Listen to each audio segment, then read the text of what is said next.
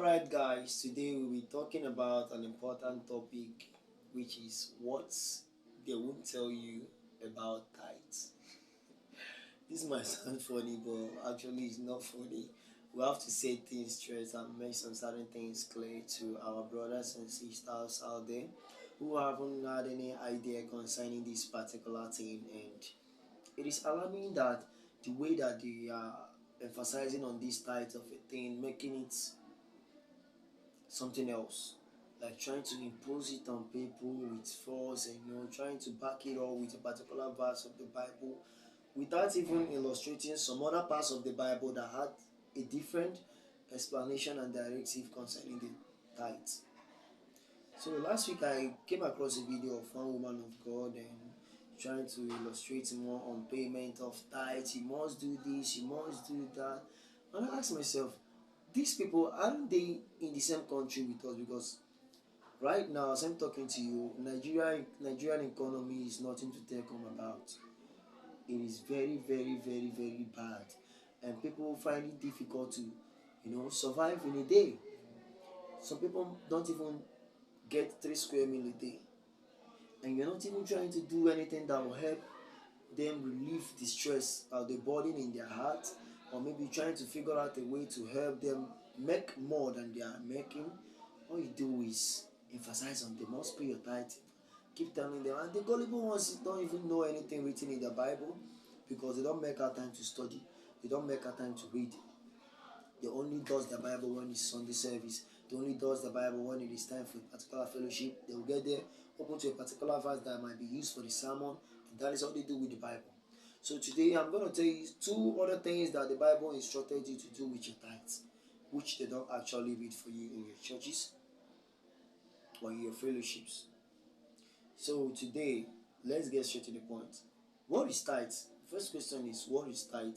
And I have to tell you that tithe is 1/10 of your income, 1/10 of your farm produce, and 1/10 of your animals. Maybe you're rearing a flock, or you have a farm where you grow animals like goats, chickens, sheep, cattle, and so on. So 1/10 of them is a tithe. So let's get straight to what we're talking about. When are you expected to pay your tithe? That's the second question. And according to the Bible, there is no particular time that is being set out for your tithe. Yes, there is a place in the Bible that they were expected to pay their tithe once in 3 years. Yes, there's a place in the Bible also where they are expected to pay their tithe once in a year, or maybe after a particular season of farming or whatsoever. You gather your tithe and bring to the house of God. But what they fail to tell you is that you don't only take your tithe to the church or to the man of God. They are not the only ones that have the right to have your tithe. So let's get straight to what you're saying. Deuteronomy chapter 14, verse 28 illustrated more on the tithe, telling us that the widows, the orphans, the motherless, the less privileged, the homeless, the strangers also have right to our tithe. Yes. So this particular part of the Bible made it known to us that those people have right to our tithe. We are meant to give them our tithe. They have the right to eat our tithes. And thirdly, what they didn't tell you and what they won't tell you, this might burst your brain, is that you have the right to eat your tithe with your family, with your household. Yes. So many people might be saying, is this guy crazy, or what is he talking about? Yes, I have a backup from the Bible as well. You have the right to eat your tithe with your family. If you set your tithe aside and eat it with your family, is never bad. The most important thing is setting your tithe aside. Did you set it aside? Did you bring it out? Oh, this is my tithe. Did you do it? That is the most important thing. It is either you take it to the church, give it to the Levites. So the men of God you have these days are claiming to be Levites, whereas they are not Levites. They have possessions in their father's houses. They give them lands. They have a particular property that they got from their father or their mother through inheritance. They're inheriting some properties and some other things in their possession. But those days, the Levites don't have anything in their possession. Yes. So if your pastor is claiming to be a Levite and he have something, a possession, maybe he inherited from his father, he's not a Levite. So you paying your tithe to him or her, you're making a very big mistake. So that is set aside. So the second thing is that you can give your tithe to the widows, to the motherless, orphans, homeless, less privileged, and also the strangers. They own your tithe as well. Deuteronomy chapter 14, verse 28 made it clear.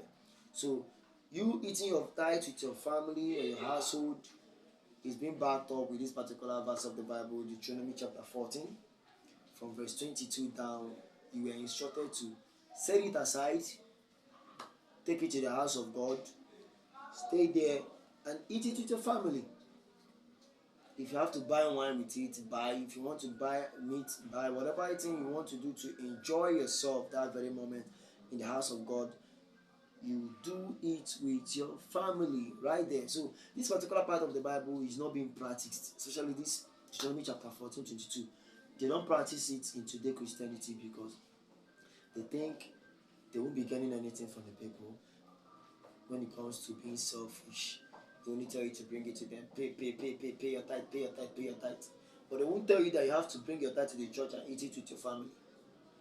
Because if they start doing this, you will see more reasons to be grateful to God, because God is not even after your money. God is not even after your tithe. God is not even after all those things. God is asking you to pay all those things or to bring all those things so that you can extend. There are people you are better than. That is what the tithe is for. There are people you are better than. There are people that needs it. Those people are the people that your tithe should be extended to. It is not your big tummy pastor, big tummy daddy GO, big tummy mommy GO, riding their Range Rover, latest Range Rover Sport, flying their private jets. No, they don't need your tithe. They don't need it.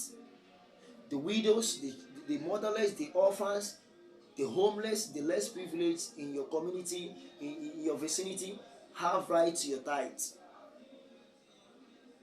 And you yourself with your household also have right to your tithe, but they won't tell you. So let's stop being deceived with Malachi chapter 3 from verse 10 down. It is high time we open our eyes. It is high time we think logically. What are we pursuing? Does God really want this? Anything that you're doing that doesn't add any value to humanity, stop it. You must not continue feeding your pastor when you have something to do. By driving private jet, doing all those things, you're paying your tithes in, whereas you have beggars in your streets. Whereas you have widows in your street. You have orphans, motherless, the less privileged in your street. You forget them and you still take your tithe to all these people riding latest cars, driving private jets, having schools, privatizing them. You pay your tithes and they build schools, but the children can't attend those schools due to the high standard that they placed it. You can't even pay for the fees, but your tithe was used in building those institutions. So, who are we fooling? Why are we turning blind eyes to reality? Why are we turning deaf ears to facts? It is high time we think logically and stop being deceived with Malachi chapter 3 verse 10 and down. So today, if you choose to pay them your tithe, it's a choice. If you choose to give your tithes to the widows, orphans, motherless, homeless, less privileged, strangers, you are also right. I repeat, you are very, very right. God asked you to do that in Deuteronomy chapter 14 from 28 down. And if you decide to set your tithe aside and eat it with your family, your household, you are also right. God gave that instruction in Deuteronomy chapter 14 from 22 down. You are right to eat it. So take it anywhere. Among these three, anyone you choose to do is your choice. You're right to do them.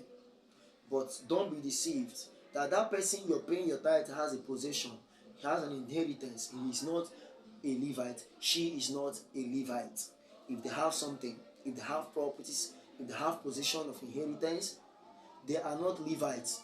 You don't owe them any tithes. So I'm making it clear to you, to our Christian brothers today, let us stop being deceived by our religious leaders. It is high time We stop believing in these lies of Malachi chapter 3 verse 10 that they always use against us. It is fact. The Bible said it, yes. It is fact. But it is not the only way of paying tithes. There are also two other ways of paying tithe, if not more than two other ways, which I just mentioned for you. The one in Deuteronomy chapter 14 from 28 down, and the one in Deuteronomy chapter 14 from 22 down. It is said by the same God. So choose the one that suits you. Choose the one that is less stressful for you. But if I may ask you, do you derive joy when you give it to those criminals, parading themselves as men of dog, not men of God? Or will you derive joy in helping the less privileged in your vicinity? The widows, the orphans, the motherless, the homeless, even the strangers that have no place to place their head in your town. How do you feel? You will feel more better when you extend it to them. And you feel more better when you eat it with your family.